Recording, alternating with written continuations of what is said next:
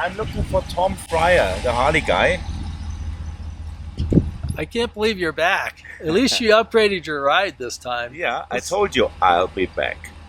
And I got some nice thing back on the loading bed. Is it called bed?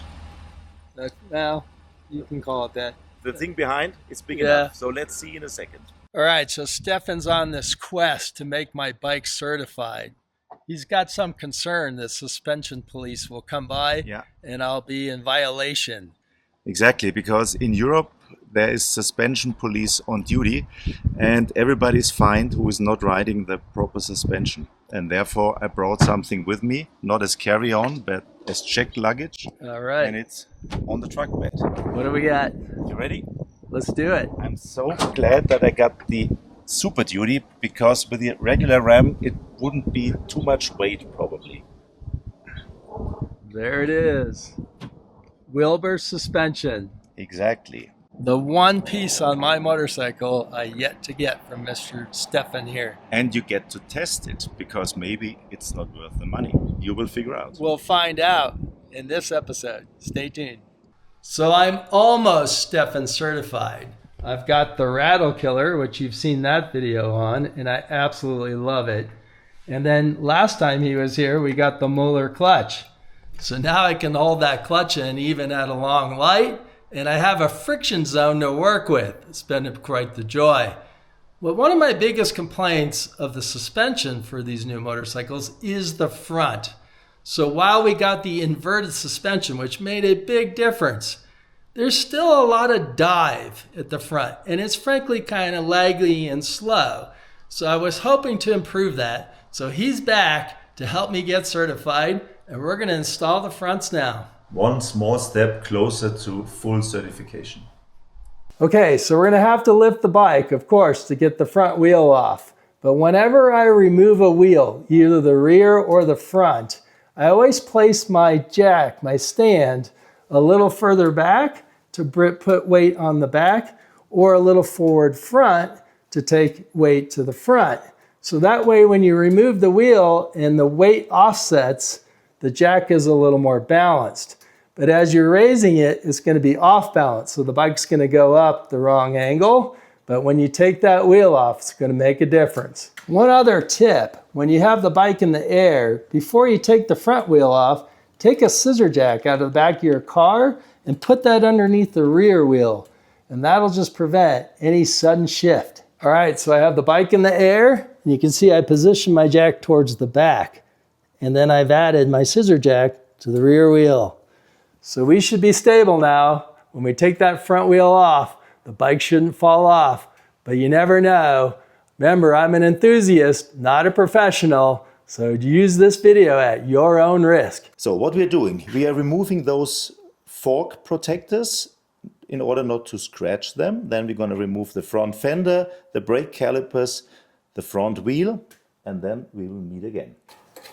So we're going to remove these wind deflectors that are on the inside on the road glides, get a little more access. The best part of having this guy in your garage, he does all the work. And flies in for free. Bonus. I got it? You can? Yeah. Don't scratch your paint. This house is a non-metric Allen socket house. I'm just glad to brought this with me. 8mm for the Brembo brake calipers. Made in Italy. I'm going to have to add some more metric stuff. It's finally happening. So we're using a Ziploc bag and a strap just to secure them in place. You really don't have to worry about it too much. You just don't want to scratch anything. This 6mm Allen key is part of this house. So it's not a metric Allen free house. And I'm glad because I didn't bring that one. This one is metric because the forks are made by Showa, Japan, and they are using metric stuff as well. That's been true for some time, which is why I have just a couple metric tools. No, we are not mentioning the size because then people need to watch my install videos on Stefan's garage. But 19 millimeter Allen.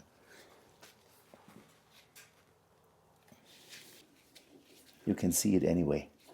The axle screws in, as I covered in my video of how to torque this axle nut. So you can reference that as well, but it actually screws in. The bike is secured, ABS is gonna come loose, and the wheel is gonna come loose. And you need some grease on the axle later on. It is a little dry. It is, yeah. Should have some anti-seize on it. And then there's a spacer there. We're just gonna nudge the wheel out. Okay. And put it aside, and we can... And keep in mind your ABS is gonna dangle here. Just be careful with it. You don't wanna pinch that wire in any way. And he's putting the pieces back in, which is a good idea, so you know how they go together. So one thing that's important to get right is how much clearance there is at the top of the fork. So we're gonna slide these forks out, and when we slide them back in, we wanna get them in the same spot. So in the Harley manual, they have you measure from the top of the fork stem nut to the top of the bottom triple tree. I really find that's hard to do, and what tool would you use? To me, if you're gonna use a long dial caliper, I would measure from the bottom of the lower triple tree to the top. It'd be a lot more accurate. So you can do this any way you want. In the old days, we always took a dial caliper and measured from the top of the stem nut to the top of the fork seal. You can do it any way you like, but you want to check it before you take them out, so then you can attempt to return them to where they were. In the manual, they do give you a specification. I acquired this really long 12-inch dial caliper. Let's see what measurement we can come up with. So we've zeroed it out, and I have it in inches, not metric. Okay, so I have the top of the caliper on the stem nut, and then I have the bottom at the top of the lower triple tree. And if we take that out, that measurement is 9.0, which is actually over the Harley-Davidson recommendation. As pilots are known to be precise where it's necessary and to be really practical where it's not necessary to be precise, here is my method. You see, you got here the rough surface, the machine surface of the fork legs, and on top there is a smooth one. And I'm just measuring the distance between the lower triple tree and the beginning of this machine part, and it happens to be 10 mil. And that's much easier, and you don't need another tool. Fork legs out, we have 2 1/4-inch sockets down here, which are accessible by a regular 1/4-inch socket, and another one down here. And you see, I got a longer ballpoint 1/4-inch Allen key, because with this one, we don't need to remove the cover of the upper triple tree. It saves us a lot of time and a lot of scratches on the painted surface. So we're going to start with the lower ones, which are a little easier to get to. Then we'll move to the top. And it's still righty-tighty, lefty-loosey with these bolts. We don't have any reverse threads here. So now you have to hold the fork leg, and of course you might want to protect the tank.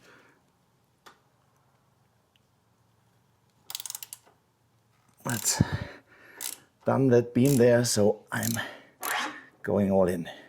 You can see the fork just came loose, so make sure you have your hand on it. It's going to slide right out.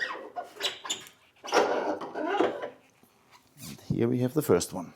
Okay, we open up the first fork leg. For that, we need a strap wrench and some German. Auf means open, because I always had it the wrong way oriented. So he's going to use the strap wrench to secure the fork. Yeah, so we don't need a clamp tool for a vise. We can still do it in the garage. And then we could use a set of high quality pliers in order to hold the top nut.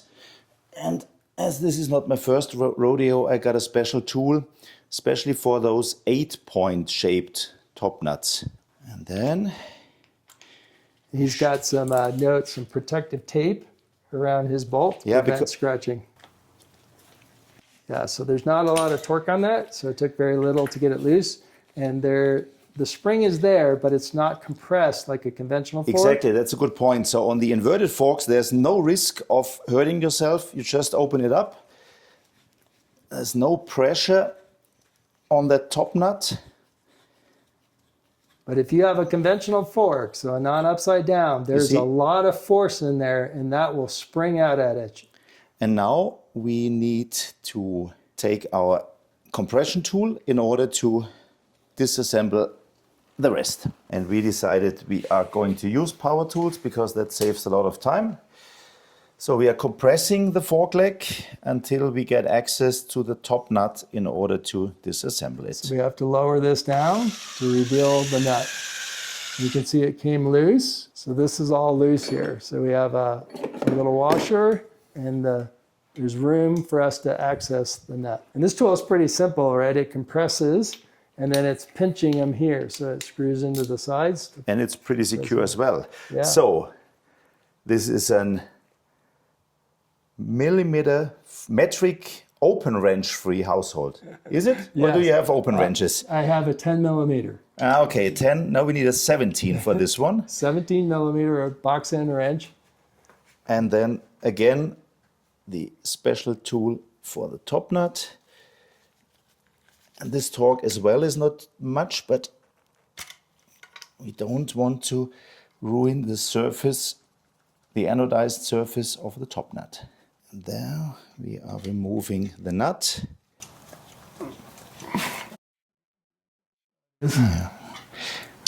And now we are releasing the whole thing.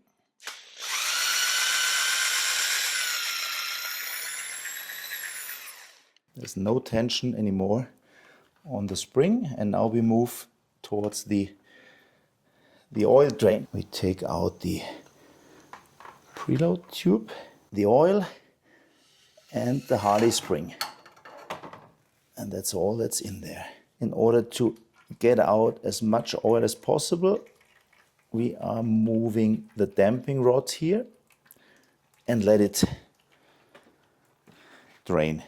Give it time. There's quite a bit of fluid yet to drip out. You want to get rid of as much of that stock fluid as you can so we can put the good Wilbers stuff in.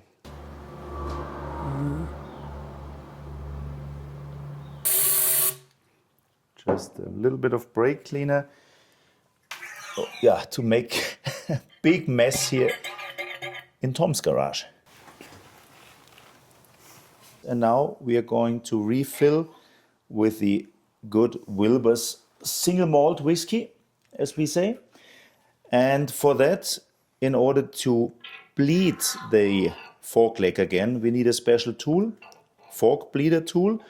Or if you don't have it and cannot get it, you might use a zip tie or a cable because it needs to be about that long that you can bleed it and reassemble it, as you will see later on. And the thread size is metric, 10 millimeter by 1. And this is a multi-purpose tool. So there are many other sizes as well. But the 10 by 1 is the one that counts. So I can hold the damping rod now. And now we can start filling the oil. Don't spill a drop. Valuable stuff. Yeah, but for the touring applications, they provide enough oil so you will have something left. So make sure that the damping element is fully covered till the level is about 4 inches from the top. And now we need to bleed the oil because all the Harley oil that we got out of the cavities is now, all those cavities are now filled with air. And therefore you need the tool. I highly recommend it over the zip tie or thread solution, which I did before. And this is much more convenient. And then you hear the noise is changing. You don't hear the bubbles anymore. Yeah, you feel a consistent, steady force, and then you know that everything is bleeded. And then you top it off again. We are aiming for 120 millimeters, which we set our fork oil tool. So this is set to 120 mil. You see, now we have some air, so we have exactly 120 millimeters of oil without the spring. That's as well like Harley does it, probably not with 120 millimeters, but the same principle. So measure it without the spring in here, because that will displace space and may mess up this measurement. And now we continue with the spring. Wilbers and many aftermarket companies always recommend to have the progressive end facing up, so the one where the threads, are they called threads? The winds are closer together. Yep.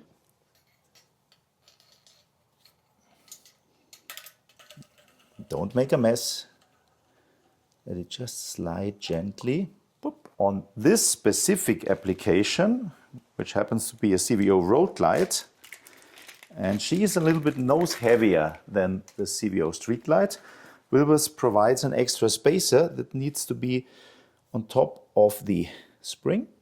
So just for the road glides, not the street lights. And now it's getting very important that this additional spacer is seated correctly. And we want to check that.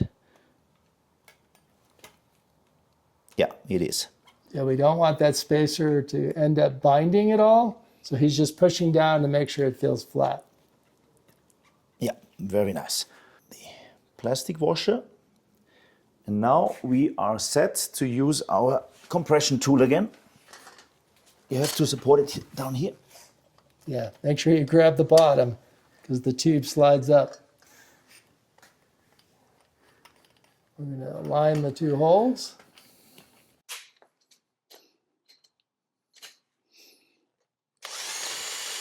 Now we're going to compress everything. Now you see that this bleeding tool is much more handy than a zip tie or piece of wire would ever be. Put our stopper in. Now we have to be quick because as this is a multi-tool for 4 different kinds of threads, it is just a little bit too long. Hold the rod. So we have our collar in place and he's holding the rod. And we're going to apply the top nut. Yeah, we didn't see any specification for this distance in the manual. So based on his experience, we're going with 10 millimeters from the top to the nut. And then we are going to reinstall the top nut till the point where it just touches the lower nut. Let me just grab this. So we're running this down until it touches that top nut. And now we need to torque this down to 20 Newton meters. So we're torquing the top cap to the top nut. And this is 17 again. 17 millimeter.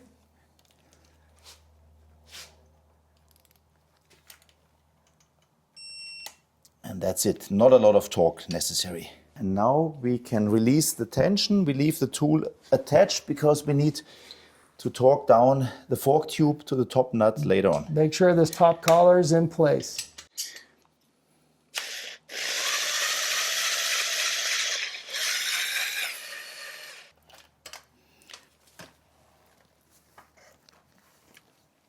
You have the fork link? And now.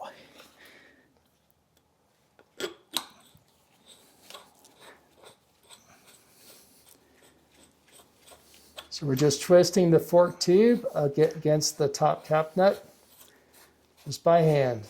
Make sure it threads. Don't cross thread it. You'll be in for an expensive replacement. Yeah, but if you do it by hand, you must be Schwarzenegger in order to cross thread it far enough to damage it. Good to know. Very special tool again. Therefore, I'm cleaning the fork tube that we don't have any oil here. And now we're going to learn another German word Zu means close or fasten in this case. Torque spec for this one, 35 Newton meters, 35.8, which is good. As Harley always gives a range of torque values, we are well within that range. Okay, so all we're doing is changing the springs out. We're not changing any of the other components. Don't forget the oil. Don't forget the oil. So we're changing the springs out and the oil out.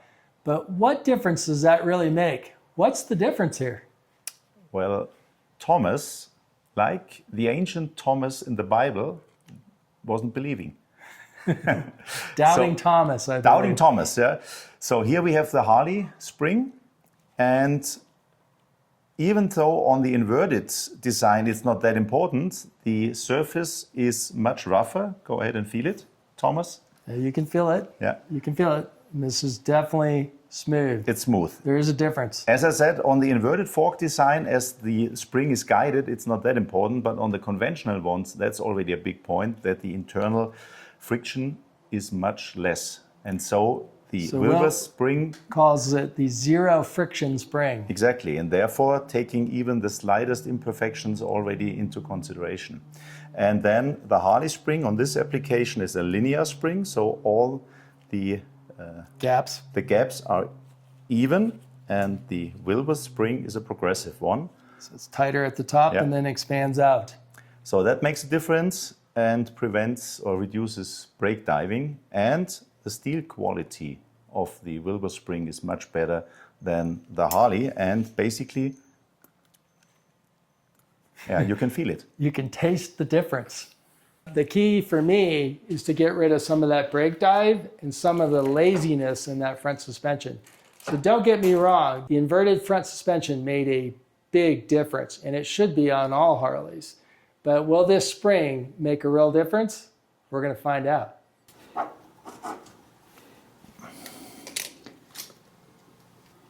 This should be good. Normally, I'm just eyeballing how far in the triple trees I stick the fork legs. But as this channel is all about precision, and Tom wouldn't be satisfied, I'm gonna measuring here from the end of the fork nut or top nut just to the end of this face where the tube is a little bit thinner. And that's just the perfect position to have the triple tree sitting here where we have the full size of the fork tube. Now we insert the second fork leg and we do the axle trick, because what's more important than an exact is a protrusion up there is that the axle is absolutely parallel. And for that, I will just engage the thread a little bit. Yeah. So it will stay in place, and then measure here the distance, and then double check that we have absolutely no resistance here in the axle. So the axle is absolutely parallel.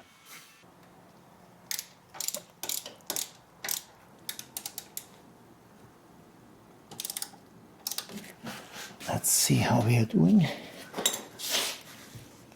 That's still not. So we're looking for the axle to thread very smoothly. Yeah. If we have it correct, both tubes at the same same length, it'll thread really smoothly. Now it does. So let's check the protrusion. That's a difficult word for me. On the other side, exactly the same amount like on the other side. So we're checking from the ungrooved surface to the grooved surface, looking for 10 millimeters on each side. Exact measurements, check. In all seriousness, we can really tell that the axle turns really smoothly now. So we believe we have it perfect.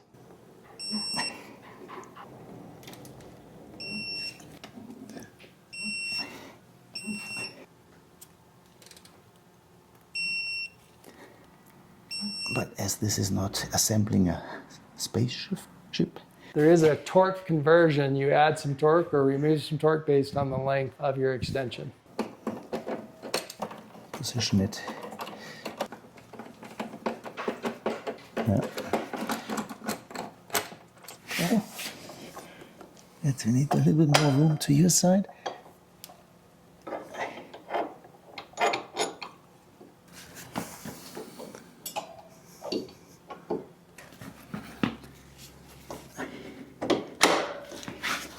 There's a tab on the ABS sensor, so you want to roll that all the way forward. So going forward to the front of the bike. And then he's threading the axle in. And again, your axle should thread very easily. If it does not thread easily, one fork may be higher or lower than the other. Newton meters 98. That's just the middle of the Harley torque range that they are giving. Spins with precision and no noises, no rubbing sounds at all. Next number to remember, 45 Newton meters.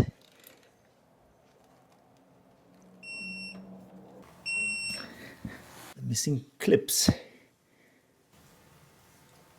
The 6mm Allen pinch ball needs 25 Newton meters to secure the axle. We're going to grab the brake lever a few times just to seat those pads. Since we had it off, they could have collapsed a little bit, so we're going to give them a good squeeze.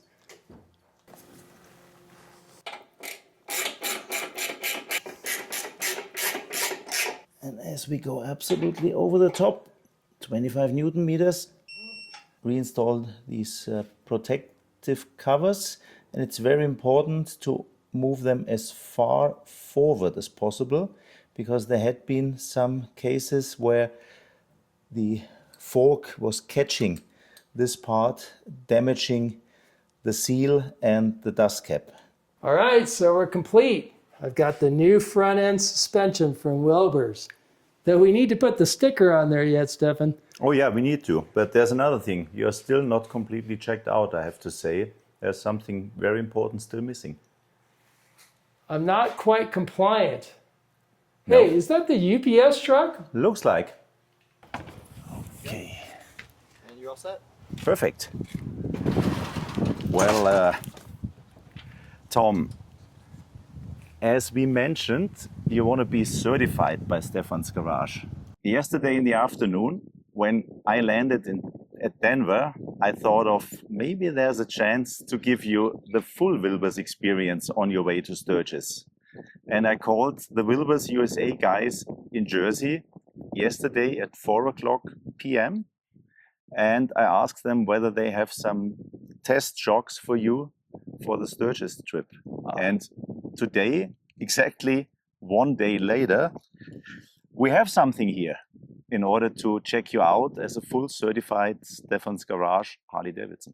Wow. So I'm going to have not only the fronts done, but the rears, the full Wilbers experience. I'm going to be Stefan certified.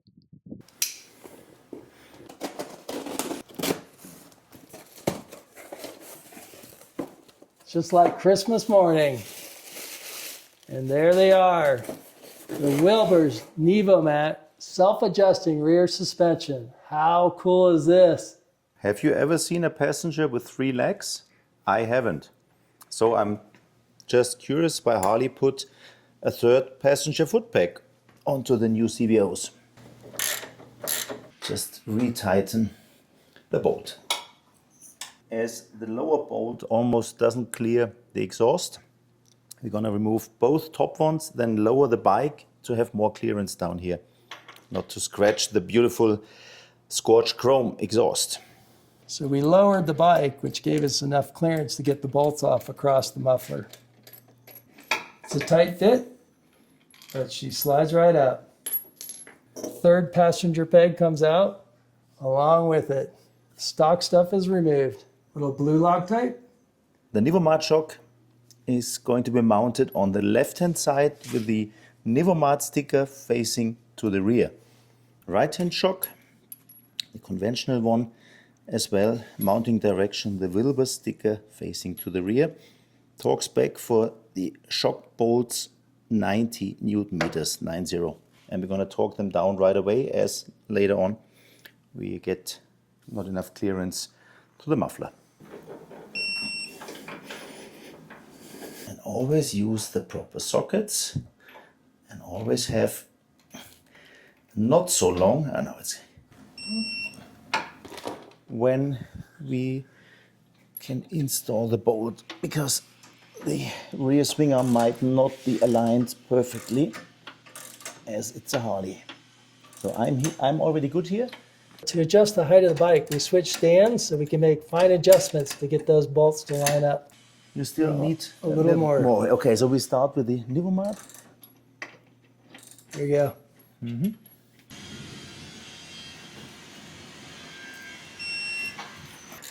Now for the initial adjustment of the Wilbers, we need to lift the rear wheel in order to get our base measurement for the sag adjustment. We are aiming for 20 millimeters rider sag base measurement, and with this tape it's 35 mil. No matter what you're using, you take the base measurement and then with the rider sitting on it, it has to sag by 20 mil. And then that's correct. So remember the 351. And now we lower the bike. Grab the bike, I will lower it. And then just sit on it, don't jump, just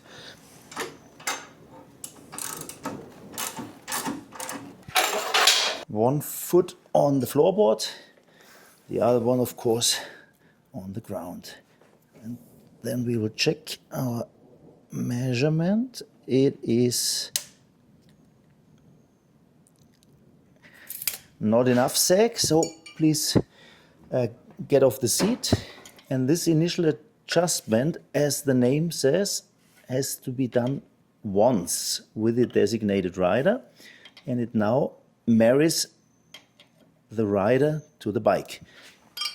And after that, no adjustments are necessary anymore. Normally this adjustment should be done in riding gear.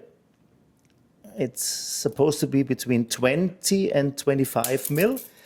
25 is the most comfortable version, and we are still missing the saddlebag and the riding gear. So this is now 20 mil, and with all the accessories completed, we should be close to 25, which is perfect. By the way, this wrench is provided with the kit. This is just my personal one.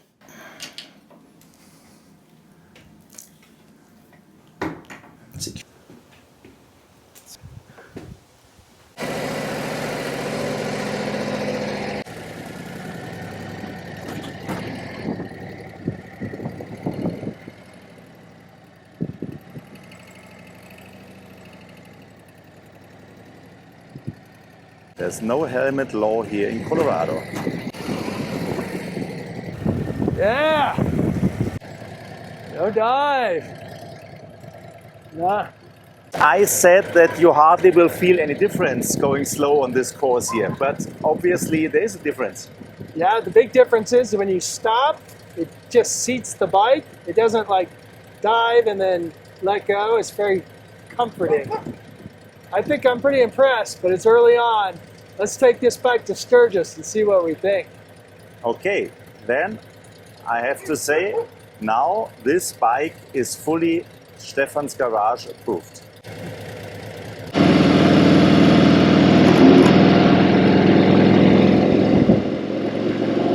Badlands National Park, how cool is that?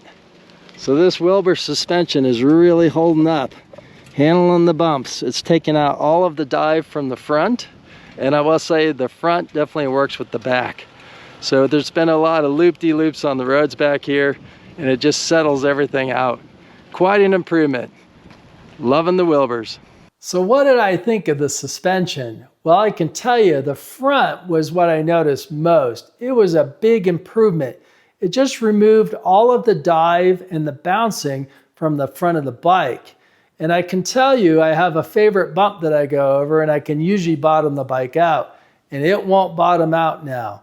And I couldn't believe how much changing just the front springs made with this bike. All right, what about the rear suspension, the Wilbers Nevomat? Its claim to fame is that it self-adjusts. So if you add a passenger on the back or you fill your bags with stuff, it'll adjust for you. There's no knob to turn or no third passenger foot peg on your bike. So it's quite nice. You just get on it and don't worry about it. But did I notice it? Well, what I kept feeling was I felt like the front and the rear were tuned together. So when I went over a bump in the front and then I went over it on the rear, it felt like the two were working together. It's difficult to explain, but I think that's just it. I really didn't notice anything. Nothing was harsh, nothing was uncomfortable, because I think it was self-adjusting. So if you look at the cost of the different options, the fork springs themselves are $196.73. And I think this is well worth it. It's clearly what I noticed most, and that's a great deal to make such an improvement. However, if you want the rear suspension, it comes as a kit. So you're going to get the fronts regardless. And that kit comes to $23.84. So that's a bit of an investment, but you're getting the front and the rear. And if you really want to go all in, you can get the cartridge kit for $4,027. Now, unless you're racing or you just really got to have the best, I don't know. I don't think I'd go for that. Lastly, they did come out with a piggyback shock because I think so many people like that exposed rear reservoir on the back of the bike. Not something I'm really into, but if you want those, $3,213 will get you that. So if you're going to tackle this job yourself, you are going to need a couple special tools. The big one is the fork compression tool, and it's actually available on Amazon for $109. And then you're going to need the fluid level tool and the damping rod tool. I highly recommend it. You can get all three of those for $140. And then you're going to need something to get that fork cap off. And I could not find it. So it's a 35 millimeter 8-point socket. I cannot find it in the US. So clearly Stefan found it in Germany, but I've not found it here.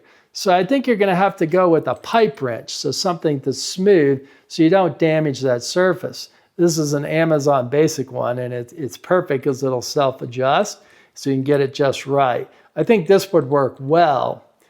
Otherwise, if you go with the bigger wrench, you're going to want some sort of protective cover so you don't damage the surface of that top fork nut. In the forums, many are saying just go get a 12-point socket, and that will work. It's an 8-point nut, but if you use a 12-point, you can see there's a lot of points where it grabs, so it should be able to get it off without damaging it. So either get that 35 millimeter or an 1 3/8 will work.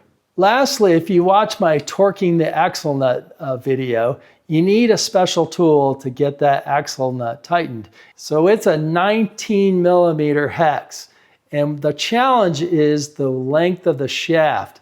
If you go searching, you're going to find this one, which is really short, and it just doesn't reach in there to grab the axle to tighten it. So you really need a taller one, a longer one, a deep one. So I found this one and it worked great, and I'll put links in the description for everything I mentioned here if you want to check them out. Support my channel. I really want to thank Stefan for making the trip all the way from Germany for the 3rd time to get my bike certified. I'm so proud to have a Stefan's Garage certified bike. I'll put links to everything I've referenced in the bottom of this video. I sure hope you found this information useful, and if you did, you'll go share it with someone else. But until next time, in the friction zone.